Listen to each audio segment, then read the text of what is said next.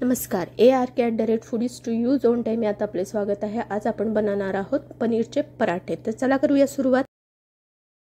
सर्वात अगोदर आपण पीठ मळून घेणार आहे जे आपल्याला लागणार आहे। तर त्यासाठी मी 2 ग्लास गव्हाचं पीठ घेतले आहे। त्यात चवीनुसार मीठ आणि 1 चमच ओवा घालून त्याला हातावर मस्त चोळून घेतले आहे जेणेकरून त्याचा वास व्यवस्थित येईल आणि ते त्यात मिक्स केले आहे। त्यानंतर त्यात 2 चमच तूप घातलेले आहे आणि ते व्यवस्थित मिक्स करून नंतर त्याला मी मळून घेणार आहे।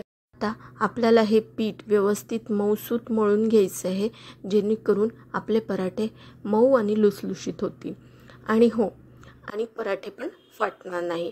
आता पराठे फाटण्याचं मेन कारण म्हणजे म्हटलं तर आपलं असते पीठ जर व्यवस्थित मुरलेलं नसेल तर आपले पराठे नेमके फाटतात। त्याच्यामुळे हे पीठ व्यवस्थित मळून घेतल्याच्या नंतर व्यवस्थित थोडं वरून तूप लावायचं आणि 15-20 मिनिटांसाठी त्याला रेस्टवर ठेवायचं जेणेकरून ते व्यवस्थित मुरल्याच्या नंतर आपले पराठे पण व्यवस्थित होतील।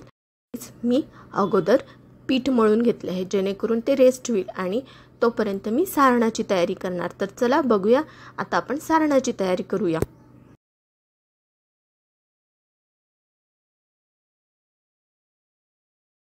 मी इथे 250 ग्रॅम पनीर घेतलेलं आहे। आता त्याला छोट्या किसणीने व्यवस्थित किसून घेणार आहे। पण हे करत असताना एक गोष्ट लक्षात ठेवायची, जर आपण हे पनीर फ्रीजमध्ये ठेवलं असेल तर लगेच किसायचं नाही, कारण की ते खूप चिल्ड असतं आणि त्याच्यामधून पाणी आपल्याला निघालेलं नसतं आणि मग हे असंच पनीर आपण जर केलं तर काय होतं माहिती आहे का, त्याला पाणी सुटतं आणि आपलं सारण जे आहे ते थोडंफार पातळ होते। त्याच्यामुळे याला व्यवस्थित 1 तास अगोदर बाहेर काढून ठेवायचं जेणेकरून यातलं पाणी व्यवस्थित निघून जाणार आणि नंतरच आपल्याला ते किसायला घ्यायचं आहे। तर चला आता घेतले आहे मी इथे छान भरपूर असे कांदे घेतलेले आहेत। यात आता मी कांदे मिक्स करणार आहे आणि कोथिंबीर। काय होतं, कांद्याने आणि कोथिंबीरने आपण पराठ्याची टेस्ट खूप वाढते, त्याच्यामुळे कोथिंबीर थोडी जास्त प्रमाणात टाकली तरी काही प्रॉब्लेम नाही आहे। त्याच्यामुळे मी इथे कोथिंबीर थोडी जास्तच टाकलेली आहे। तर चला बघूया समोर।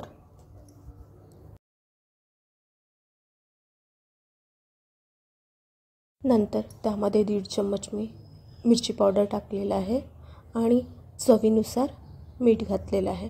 इथे जर तुम्ही मिरची पावडर तुम्हाला जर नसेल घालायचं तर तुम्ही हिरवी मिरचीचा ठेचा करून सुद्धा घालू शकता, ते पण छान लागतं। पण मी इथे हिरवी मिरचीचा ठेचा घातलेला नाही आणि 1.5 चम्मच मी धना पावडर घातलेला आहे। थोडीशी 4-5 मिऱ्यांचं मी कूट केलं आहे तो पण तिथे घातलेला आहे आणि आता ओवा पण घातलेला आहे।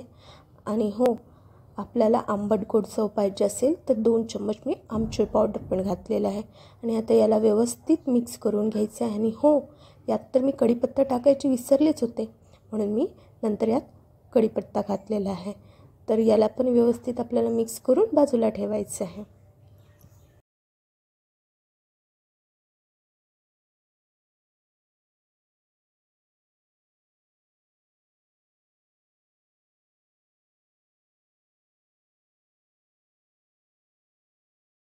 चला आता पराठे बनवायला घेऊया। त्यासाठी मी अगोदरच भिजवलेली कणिक होती ती आता चांगली व्यवस्थित मुरलेली आहे।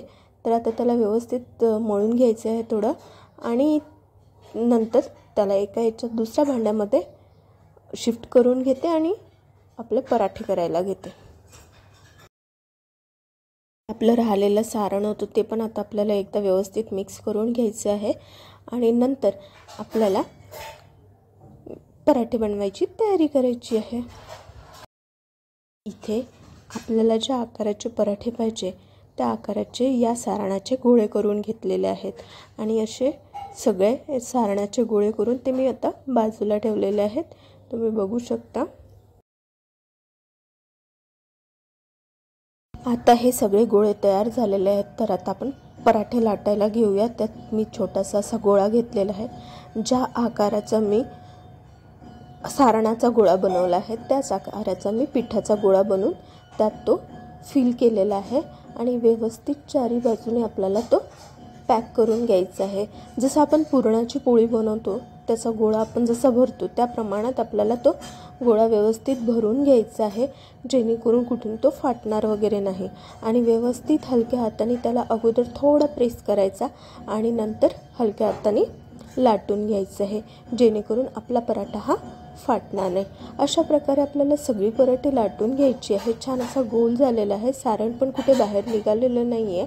आणि आता आपल्याला हे पराठे शेकून घ्यायचे आहेत. आता तुम्ही बघू शकता किती छान व्यवस्थित असा गोल आपला पराठा झालेला आहे. आणि आता आपल्याला याला शेकायचे आहे. तर चला बघूया.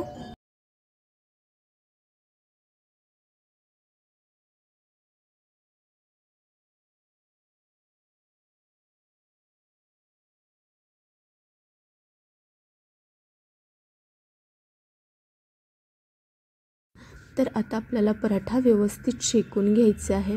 आता आपल्याला दोन्ही बाजूनी व्यवस्थित शेकून घ्यायचं आहे. पण त्या अगोदर एक गोष्ट लक्षात ठेवायची, जर तवा व्यवस्थित गरम नसेल तर आपला पराठा हा तव्याला चिटकतो आणि त्याला छिद्र पडतात.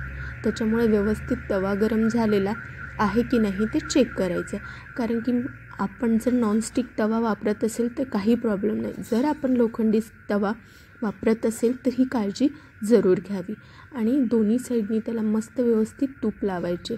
जर तूप नसेल तर तुम्ही तेलसुद्धा लावू शकता, ऑप्शनल आहे. तुम्ही तेल किंवा तूप दोन्हीपैकी काही यूज करू शकता. तुम्ही बघू शकता किती छान असा आपला पराठा तयार झाला आहे. दोन्ही बाजूनी व्यवस्थित असं खरपूस भाजून घ्यायचं आहे, कारण की नंतर हा पराठा सॉफ्ट होतो. त्याच्यामुळे व्यवस्थित दोन्ही बाजूनी भाजून घ्यायचं आहे. आणि अशा प्रकारे झाला आपला तयार पराठा. तर अशा छान छान रेसिपीज तुमच्यापर्यंत पोहोचण्यासाठी मला अगोदर सबस्क्राईब करा, लाईक करा, शेअर करा आणि कमेंट करा. आणि फेसबुकवर असेल तर फॉलो करा. तुमच्या सपोर्टसाठी मनापासून धन्यवाद.